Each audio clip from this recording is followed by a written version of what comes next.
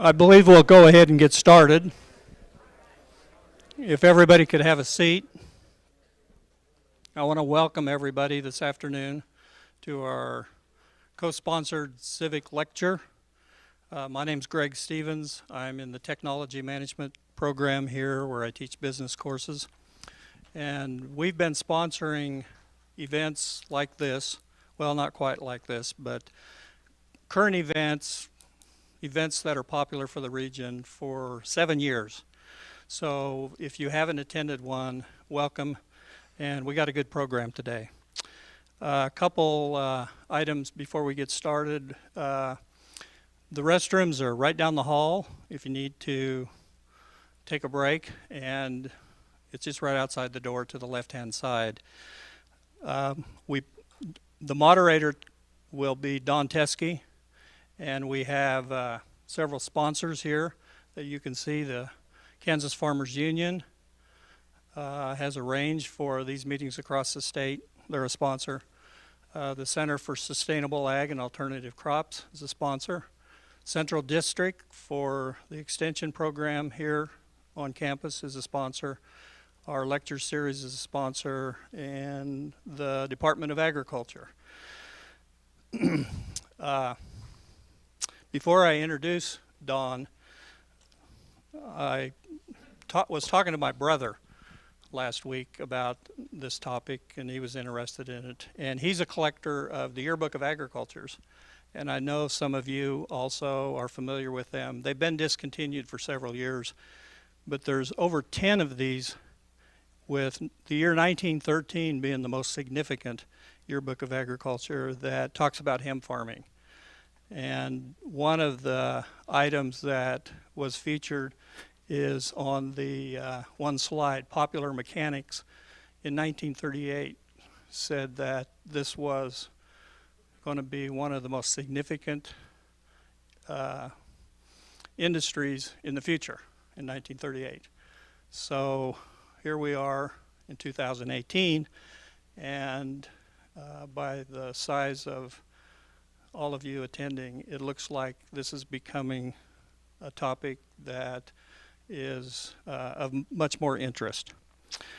So let me introduce Don Teskey. Don is the president of the Kansas Farmers Union.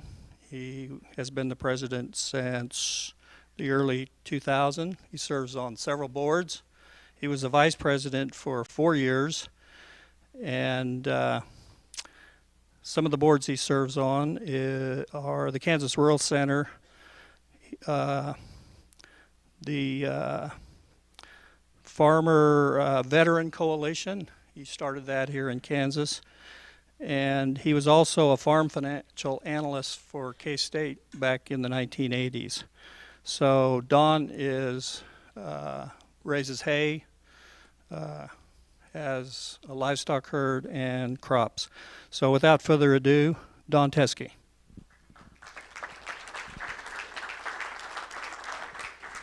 Thank you, Greg. I didn't know I was going to get a bio intro. That's scary. Great crowd. Thank you all for coming today. We had a great dialogue in Manhattan this morning. I expect the same. I do want to thank Carrie Ebert with the Kansas Center for Sustainable Agriculture and Alternative Crops. She's on the Hemp Advisory Committee, so it all kind of fit together well.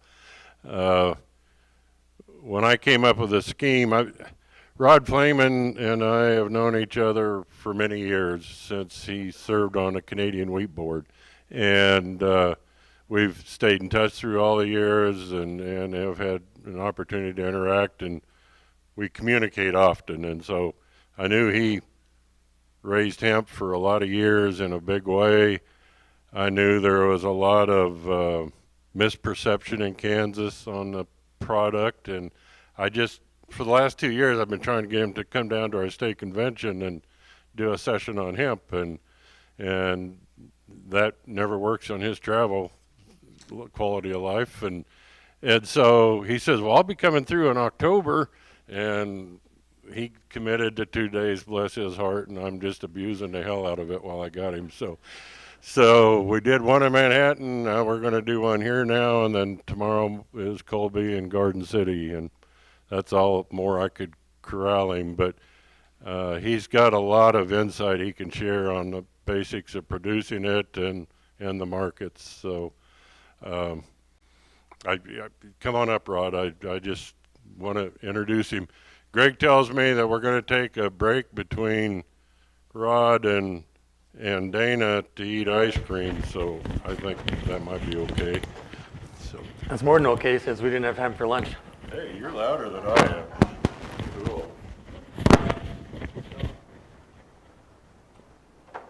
Rod Flaman farms at Regina, Saskatchewan, and I know that's about 1,000 miles straight north of here, and that's about all I know.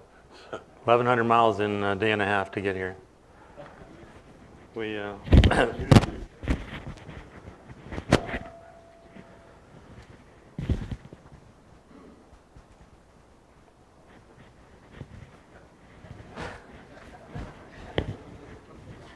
I don't know. I'm probably not going to do today's meeting or this afternoon's meeting even as close to how we did the morning meeting. Canada legalized recreational marijuana 3 days ago, and I've never smoked marijuana in my life, but I was thinking I should get in the store there and buy some product and take a picture of myself buying legal marijuana just so I could show it all to you down here. I didn't do that. We were too busy. We were busy trying to harvest hemp. Hemp is a late season crop for us, and it will be for you too. Maybe you could turn the volume down just a little bit and get a little feedback here. We had a drought this summer. Don tells me you had one as well. So we had 3 inches of rain during the growing season. And we're growing 4 crops this year. We grow oats, hemp, canola, and fava beans. The fava beans, we've had 2 droughts in a row, and they didn't like the drought at all. They went about 15 bushels an acre, and they're a disaster. The hemp, we haven't harvested yet. It started raining. I thought it was going to be done harvest by the middle of September. That's why I told Don I'd come up here and do this. I thought we'd be completely done. But we got our canola and our fava beans and our oats harvested, and then it started to rain, and then it started to snow, and then it snowed some more, then it rained some more. We started combining hemp 5 days ago, and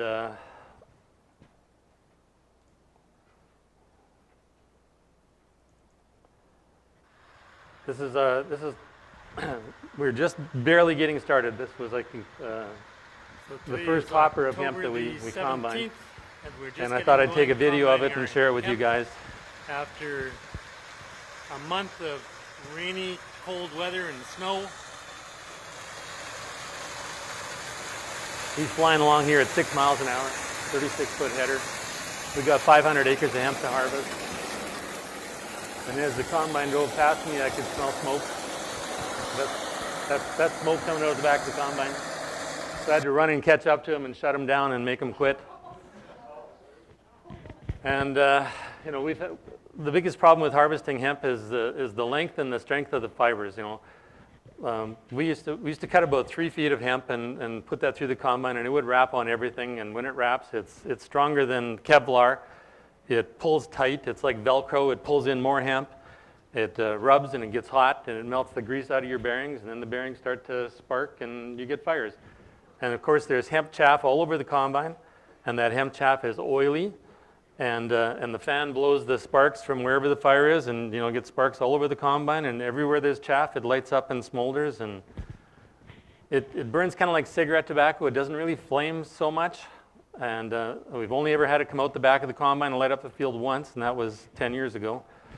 But these fires in the combine are a huge, huge problem. For me, they're kind of a deal breaker. You know, once the fire lights up, we take it back to the yard, we get the garden hose, we pump as much water through the combine as we can. We try to soak everything down because, like I say, there's everywhere in the combine where there's a pile of chaff, it's most likely smoldering and burning. And then, you know, after we've hosed it down, we take a flashlight and we look for smoke and see if we've missed any. You know, go back out a couple hours later, give it some more water, go up and back out a couple more hours, give it some more water, and hopefully by morning she's gone and we can have another go at it. So we did that this last time, 5 days ago. And we figured it wasn't actually the chaff wrapping, because we've made some modifications to the combine so that it doesn't wrap around anywhere the way it used to.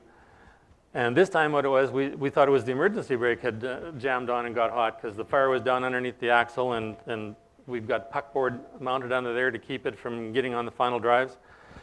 And there's a pile of chaff on top of that puckboard, and the brake got hot and got that chaff on top of the puckboard burning. And since we thought it was emergency brake, we were checking the emergency brake. We made sure it was off, and I had to deliver a load of oats to town, and my guy went out there and he checked it when he got to the field, and the brake hadn't got hot, so he went and combined a half a hopper, and it lit up again. And this time it melted through a hydraulic line, and it was dribbling hydraulic oil on the fire. He took the water cannon, used up all the water in the water cannon. That didn't help. He started throwing dirt on the fire. He called 911. They wouldn't send a fire truck. So he kept on throwing dirt on it and scratching in the dirt with his fingernails. And 10 minutes later, the police called, and by that time he had it out. And so that was. But he thought we lost the combine. He thought she was gone. So I thought, I gave some thought, just for a moment, about canceling out on these meetings. I think that would have been a deal breaker between Don and I, but anyway, so it wasn't the emergency brake, it was the disc brake, and the caliper had seized on it, which we never ever used that brake, and I don't know why that happened, but it was kind of a freak event. But harvesting hemp has its challenges. We've made, like I said, we've made a lot of modifications to the combine. We use a 36-foot MacDon Draper header, and we normally just put the reels up as far as they'll go, and then you lower the header down until the reels are touching the top of the crop, and you're cutting about 3 feet of crop. You're trying to get as many heads as you can. And so these 3-foot long chunks of straw that are going through the combine, if you whack them on the corner of a desk, they'll open up like a horse's tail with all the fibers. So you've got all these fibers, they're separating from the stalks, they're 3 feet long, and they're stronger than Kevlar, and they wrap on everything. Then, like I said, they wrap, they pull in more hemp fibers, they rub, they get hot. So what we've done, the first thing I did is we went to a Lexion combine, conventional with walkers, because that was reputed to be one of the better combines for harvesting hemp. There's a better one, and it's the New Holland Super Conventionals. Apparently, people are having a lot of success harvesting hemp with those combines without doing any modifications. I mean, it's a little early to say that with complete conviction. Like every year is different. Depends on the timing, how early you get at it, how dry the crop is. We're growing certified seed, and we like to have it down to 10% moisture. And by that time, the stalks are really dry. People that are growing it for commercial seed production, just for human consumption, some of them will harvest their hemp at 20% moisture. The stalks are still green, and the stalk will actually snap. The fibers haven't had time to really get strong yet, but for us, we rarely get to. I'm afraid to harvest certified seed at 20% moisture, because you're going to have to put some kind of heat on it to dry it, and that can have an impact on the germination. So we don't use a dryer. We grow in Canada, we're growing about 100,000 acres of hemp, and it's been legal in Canada since 1998. So there's a volume of experience there, but we're still fairly low on the learning curve for harvesting. Everybody's got their own secrets and how they do things. I told the group this morning, there's no such thing as a secret. You could hover a drone over my farm and see how I do everything. So I wasn't sure if I should share my latest innovation with you guys or not, but have another look at this combine as it comes by. We've put puckboard in the reels around the inside diameter of the bat. Today is October the 17th, and we're just getting going combine. And the idea there is to push the heads down and a month of squash them rainy, down to the cold cutter bar where weather, there's only snow. a foot of the crop going into the combine. So we're kind of, it's kind of like a stripper header, but it's not a stripper header. We've got sunflower bands on there to keep the heads from falling down, and brushes to sweep the pans off into the combine. And so we're not putting 3 feet of fiber into the combine anymore. We're only putting the heads. The combine's, it's just cruising along like there's nothing going through it hardly. He's doing 6 miles an hour there. And last year at this time, I had a knee replacement, and I was laid up in the house while the guys were doing combining. That was our first year with this modification of the header, and I know I kept texting him, say, how's it going out there? And well, it's wrapping underneath the combine because we're leaving even more stubble now than before, and it was wrapping on some of the drives at the back of the combine for the return elevator. And so I thought, well, we got to put some more puckboard back there. What about the inside of the combine? Took a picture. Clean as a whistle inside. There's nothing wrapping anywhere inside. So this has worked for us really good. It's the only one in the world, and sharing it with you here. I should have had you all sign a non-disclosure agreement before I showed you this. But anyway, that was kind of the middle of this morning's presentation. This morning, first thing I want to ask you is, how many of you guys are eating hemp seed? Dehulled hemp seeds. Put your hands up high. So maybe 10 of you? No. So there's 3 main products coming off the hemp crop, or potential products. There's the straw, the seed, and the medicinal oils. And I was at a hemp conference in Canada 3 years ago, and a speaker from Colorado came up and was talking about that little girl that they gave hemp oil for seizures. And he was talking about the economics of hemp production. He said, if you're growing hemp for the straw, you're looking at revenues in the range of $100 an acre. So some of you are going to try to grow hemp next year. How many of you want to harvest hemp straw? I'm just going to play another video while I'm talking here.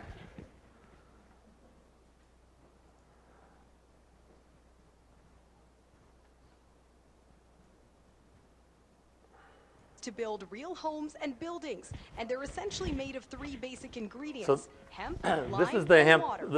not the fiber, but the pulp that comes out of the stems, and it's made into hempcrete. And hempcrete is kind of a misnomer. It's not like cement. It's not like concrete. It has very, very low compressive strength. The people who have used hempcrete in building construction normally use post and beam and just infill the walls. The hempcrete is a mixture of the pulp from the hemp stems and limestone. It has a very high R value. It's sound deadening. It's moisture resistant. It's environmentally friendly. It'll last for 200 years. And this company in Calgary has made building blocks out of it, and they're like Lego, and they put wooden dowels in to give it the compressive strength that it needs. We should all be building everything. Schools, homes, When done, there will everything be a out of greenhouse hemp to grow blocks food like this. inside the house. There'll be a solar panel roof. Rainwater will be collected in a the company that cistern has for this in domestic Calgary use, thinks there's a and it'll market come for like equipped with a Tesla billions battery of these bank. blocks. Energy-wise, we will be self-sufficient. Unfortunately, Thanks to these from a blocks that producer's allow for perspective, faster than usual that straw is a construction. very low value commodity, It's flat there, worth that about $100 an acre on your for farm. electrical wiring. This home And is set to be you know, ready to live in to be by useful, the spring. straw has to be And the owners decorticated. welcome You guests can who want separate to the check it fiber out from the in pulp. hopes they too will Both the consider fiber and the going pulp are going to green be on higher their next value build. products So much than the talk straw. on writing about this. You need to be relatively close to a decortication plant, Need to otherwise the Barcha freight Global is News prohibitive. near Victoria. There's a decortication plant in Edmonton, which is an 8-hour drive from my farm.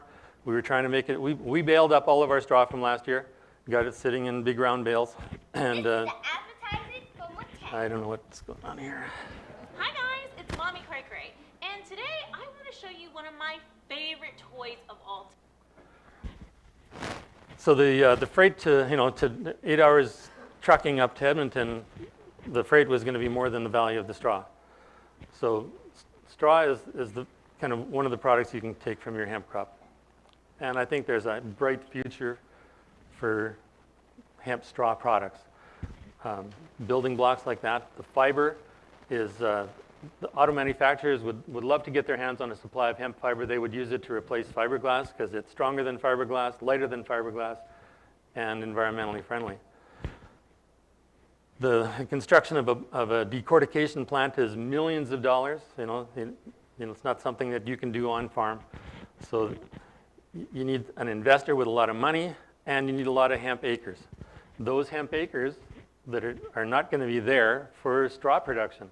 They're going to be there for the higher value parts of that plant, either the seed or the medicinal. So hemp fiber has a future, but not until the industry gets rolling based on some of the higher value parts of the plant. So we grow the hemp for the seed, and the seed is worth about 10 times more than the straw. It's worth about $1,000 an acre, a good crop. For us, a good crop is 1,000 pounds an acre. The commercial buyers of hemp, the stuff that you would buy if you had do you have a Costco store nearby? Or a Walmart, wherever you buy your hemp, it's probably coming from Canada, and a real good chance it's coming from Manitoba Harvest. And before I grew certified seed, I sold to Manitoba Harvest. They paid 80 cents a pound up until last year. This year, the contracts for commercial hemp production are down at 45 cents a pound because there's product coming in from China, which is ruining our market. And there's a lot of talk about trade relations with foreign countries, and I would like to see a tariff against Chinese hemp coming into Canada and the U.S. But I don't think that's on the table right now. But it's so if you're growing a 1,000-pound crop, that's a pretty good crop. A poor crop, which we're liable to have this year, 500 pounds at 45 cents a pound, you're probably going to not cover your costs. So if I wasn't growing certified seed today, I don't know if I'd be keen on growing commercial hemp for seed. The other product is the medicinal part of the plant. We were selling hemp at the Regina Farmers Market for the last couple of years, and people would always come up to me and ask questions about whether we were going to use the fiber for plants and whether I could sell them the medicinal oils.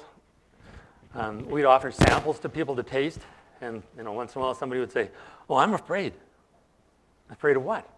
Well, I might get high from eating the hemp seed. Well, no, there's oil in the hemp seed, and that oil is omega fatty acids, omegas 3, 6, and 9, and it's 1/3 oil. It's got more oil than a lot of oilseed crops. I don't know if you can read that or not. But hemp seed is a fantastic health food. I was at the farmer's market selling the hemp seed. It didn't really make much money, but I loved educating people about hemp seed. People would say, "Well, what is that, and how do you eat it?" And I'd say, "Well, you put it in your mouth and chew." I said, "No, I love to, I put it on toast with jam. I love it in toast and jam. You can put it on your salad. You can put it on your soup. You can put it in your smoothies." I would tell people, if you're eating smoothies and you're not putting hemp in it, you're making a big mistake. It's 1/3 protein, more protein per pound than peas or lentils. If you're a vegetarian, it's a fantastic source of protein. But so the relative values: fiber, $100, seed, 1,000, medicinal value of hemp. I would say just order of magnitude 10 times more than the seed, about $10,000 an acre. Now that depends a lot on the regulatory framework, whether you're allowed to extract your CBD oil from your hemp plant, who you've got for a customer. In the last 6 months, last 3-4 months, I've had a half a dozen different contacts, various people trying to get intimate with my hemp operation.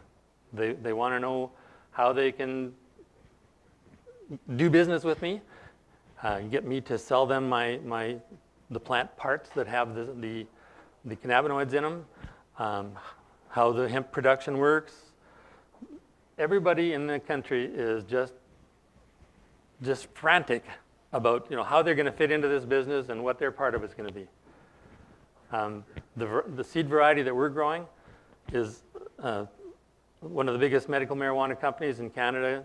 Canopy Growth is trying to buy it right now. They're in negotiations with the owner of the seed variety, the guy that I grow for. They also want to, so they're a medical marijuana company, but they also have a hemp division. And a guy that I met 4 years ago is employed by them. He farms further north than I do. And he used to have a medical marijuana grow-op, but today he's an employee of Canopy Growth, and they put him in charge of their hemp division. They gave him $20 million to play with. Canopy Growth, back in April, they're about a $2 billion company. They're the second largest medical marijuana company in Canada. The 12 largest medical marijuana companies in Canada combined have a share value of about $60 billion. Canopy's was a $2 billion company. Back in April, Constellation Brands, who owns the marketing rights for Corona beer in the United States, bought 10% of Canopy for $200 million. And then about a month ago, with further discussions with Canopy, Constellation has taken out warrants to buy additional shares to a maximum value of another $5 billion. So the people who are marketing Corona beer are wanting to invest $5 billion in a $2 billion company. And they want to put Corona beer with THC and CBD and THC and CBD in various products. Now, I've never smoked marijuana, and I think next summer when I get home from Mexico, I'm probably going to go to the local bar and try a Corona beer with THC in it. And that might be a replacement for one of the 24 or so beer that I drink over the summer. So I might drink a half a dozen Corona beers with THC in, right? Now, I don't know how big a growth market that represents. Maybe some of the younger people here in the room today might drink, a few more than I would drink. I don't know. But Coca-Cola has announced that they're looking to put CBD into their Coca-Cola, which is, CBD is non-psychoactive. In fact, it's anti-psychoactive. If you want to take marijuana, medical marijuana for chemotherapy, and it's effective as an analgesic and relieving pain, it's an appetite stimulant, and it's an antiemetic. All of those things are things that you would be interested in as a cancer patient. But if you don't want to get high, you're looking for a marijuana variety that has lower levels of THC and elevated levels of CBD. So the CBD will actually counteract the psychotic aspect of the THC. So you can get the health benefits without getting as high. But if you look at this chart here, THC has some health benefits. CBD has a huge range of health benefits. So now next summer, if Coca-Cola has a Coke in the grocery store that I can go and buy that has CBD in it, and I buy a Coke and, geez, my arthritis feels a little better. Or I was stressed about spring seeding, and now I'm a little more calm because it's an anti-anxiety CBD. Well, I might drink more than one Coke with CBD. I might drink 3 or 4 per day. So I think the potential market for CBD is going to dwarf the THC market. There's a limited number of people who want to get high on a daily basis. Everybody wants to be healthy. And if you can drink an Arizona iced tea or a Gatorade or a Coca-Cola with CBD, I think a lot of people are going to do that. Now, one of the companies that contacted me, I told them I harvested some of my chaff last year, and I had it analyzed, and it had 2.5% CBD in it. And he said, well, for industrial hemp, that's not bad. That's pretty decent. But for marijuana varieties, there's varieties of marijuana that have like 10, 15% CBD. And if you're looking at extraction equipment for extracting the oils out of hemp, it's very, very expensive, and it's a function of the volume of the container, the canister where you're going to put your raw chaff material in. We're talking about processing tons and tons of chaff through some expensive equipment with either high pressure liquid carbon dioxide or ethanol. So the process of extracting is the concentration of the CBD in the chaff is going to be hugely important to the economics of CBD oil production. So plants with higher levels of CBD are going to be critical going forward. The problem is those are marijuana plants that at this point in time, virtually every marijuana variety has a higher level of THC than it does CBD. So if you've got 10% CBD, you've probably got 20% of THC. That's never going to get licensed anywhere under the current legislation for industrial hemp. So just like what you're talking about here, industrial hemp has to have a THC level of less than 0.3%. So those varieties that have the higher levels of CBD are not available to hemp producers. But right now, it looks like all of the CBD that's going to be utilized in this industry for Coca-Cola and Corona beers is going to come from industrial hemp. So those are the three categories: straw, $100 an acre; seed, 1,000; medicinal, 10,000 or more. I mean, the guy that was coming up here from Colorado that came to our hemp conference, the number he used was 25,000. I think that was pie in the sky, so I just cut it back. Do you? And we don't have those varieties available to us at this point in time. And I don't see why they wouldn't be available, especially with modern plant breeding technology like CRISPR. But that CBD concentration is going to be critical to the profitability. It's where the real money is. Yep. Yeah. Yeah. Harvesting seed is challenging, and so I started growing hemp back 2 years after it was legalized in Canada, and that first year the market was non-existent, and it took 3 years before the processor that I contracted with took delivery of my product. And I only grew it that one time, and then I was out for 10 years before I started again. So, and even today, 4 years ago, we hit 100,000 acres, 110,000 acres of hemp in Canada, and we flooded the market. And again, the processors, for the next year, they didn't make any contracts available to growers for hemp seed. But I think that was their mistake, because by the end of the next year, there was a shortage again. So it's a roller coaster ride for marketing seed. Yeah, I told people in Canada when we're talking about hemp, you probably shouldn't be growing hemp if you don't have a contract for selling your seed at the end of the year. If you grow it on spec, there's a good chance that you're going to have difficulty marketing it. And we're the exact opposite of what zero seed. And my friend with Canopy Growth, he's contracted 2,000 acres for hemp production, and he's paying the growers a lump sum, fixed sum per acre, which makes it very, very attractive from their point of view. And he gives himself the right to harvest their chaff. And I said to him, I said, well, what if we're just targeting harvesting the chaff and not the seed?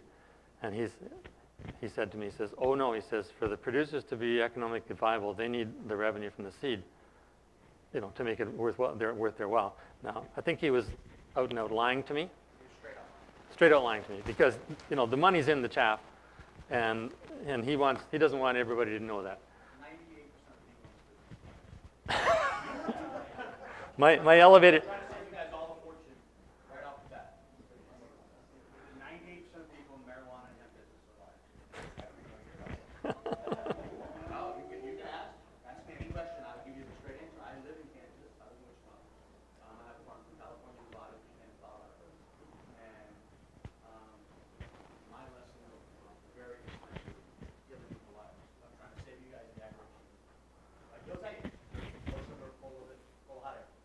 Well, there's a different breed of cat involved in the cannabis industry.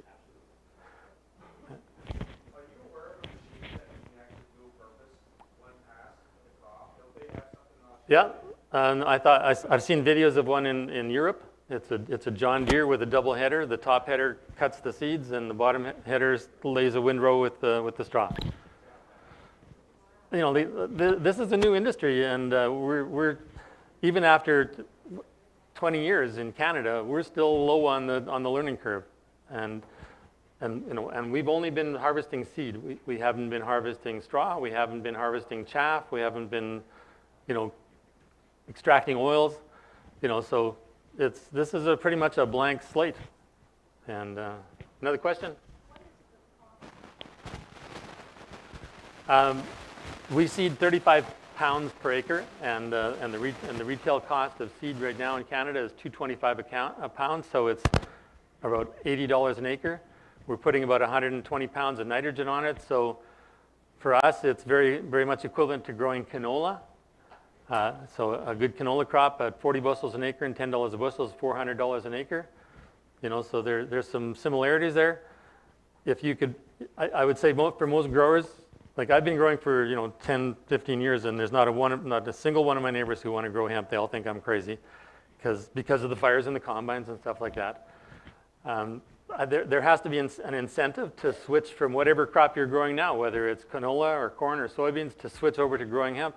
And that incentive has to be enough to cover all of the difficulties with, you know, learning a new crop and planting and harvesting and everything else. So, and with this Chinese product coming in, that incentive is not there today for growing for the seed crop. It's like, you know, it's a fantastic crop, and it should be part of our lives, just like all of the parts of the plant. The medicinal, the fiber, the seed, all of it. Any more questions? Yep. We put like urea fertilizer, nitrogen, about 120 pounds. I mean, that's kind of a starting point. You can go way higher than that.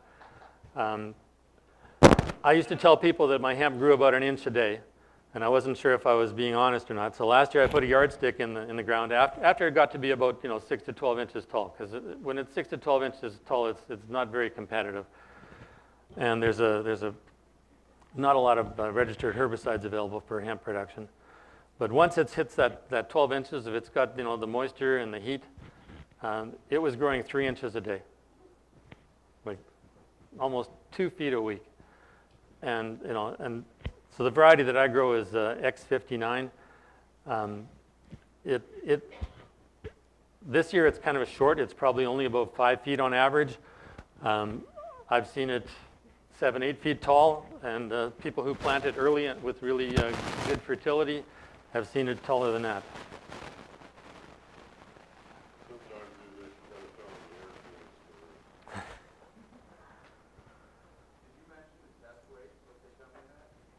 It's 44 pounds per bushel.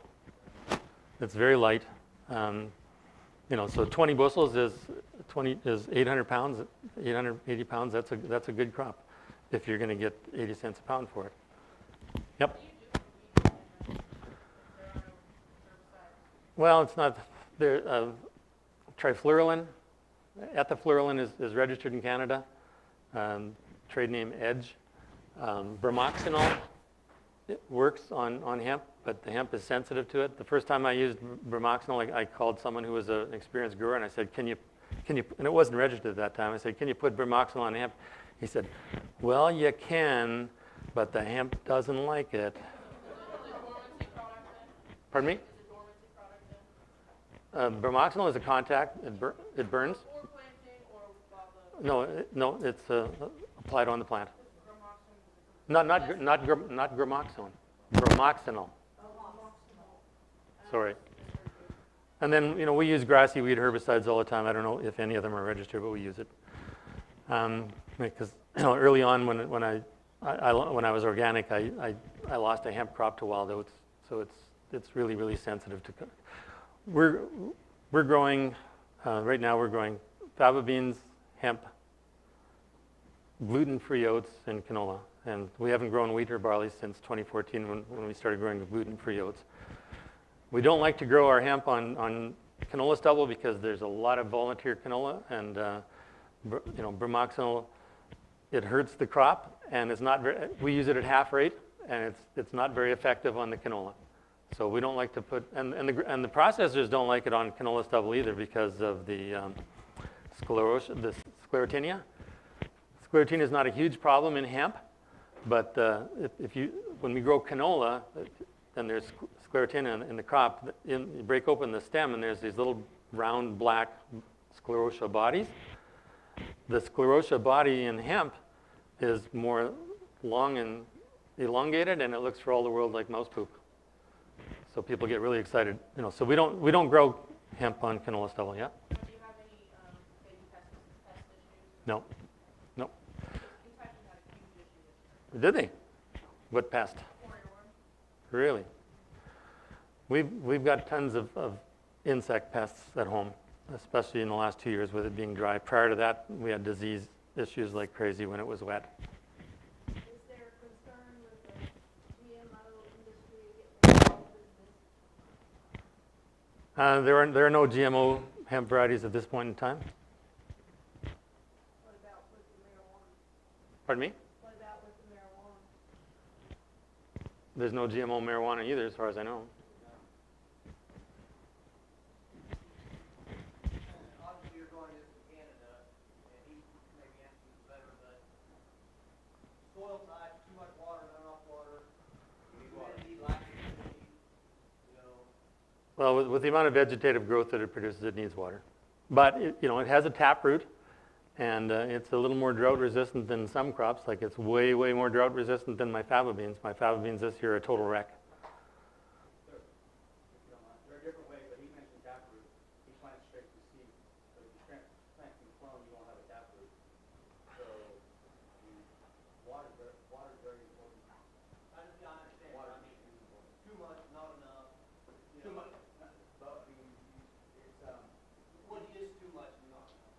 I wouldn't know the exact amounts, but you don't want to absorb. You want the plant to be very similar. I'm not a farmer. I'm on the farm. You want it to see healthy. We don't use any fertilizer. We don't use any pesticide. We don't use any weed. So we grow our plants different. We grow long, high industrial now, and ours is more bush type. It bush just like a marijuana plant. In other words, so we don't. Once we have hemp cover for our hemp, we don't have any problem. So I would assume it's more of a relative. Obviously, there's a little bit better. All my farms are southern. Okay. I'm not very good. I'm very good established. Okay. So you're using the small bushy plants, and you're Not after, really small. you're after the flowers. I'm only after the oil. Right. So they have new varieties that have like more skin growth. That's the deep. Right. So why don't you plant those? That has 3%. We need maybe 4%. Correct? 2.5. 2.5. Ours has 15%. How do you harvest? You harvest it. 50. The way we harvest our plants is completely different. We jerry rig combine. Okay. We cut them by hand. The stalks on some of these are the size of baseball bats. Small. Okay. So we cut them on hand. We have a crew that goes out there. They cut them on hand. The hardest part of the hemp, growing hemp, is drying. The hardest part, not that hemp, the hemp that I grow, is drying. Okay. Because it's got to get down to, like you said, about anywhere between 8 and 12%. When you put it in super sacks, you'll create mold, and then it's really bad. That's too much rain. So what we do is we cut them by hand. We field row them by hand. And once they're dry, we have a combine that we've made up. And actually, we've got out of East Kansas. And it goes through and pulls it through, and it takes everything off the plant except for the stalk. We choose the stalk out the back, and then we put it through a hammer mill, and it comes out almost powder. So you're harvesting the flower and the leaves is what you're getting There's CBD in it. Every part of that plant has CBD in it, except for, they say the root does too, but it's not worth going through the whole part of it. But the highest concentration of CBDs are in the flower. In the flower, absolutely. So for us, it's the chaff that comes out the back of the combine.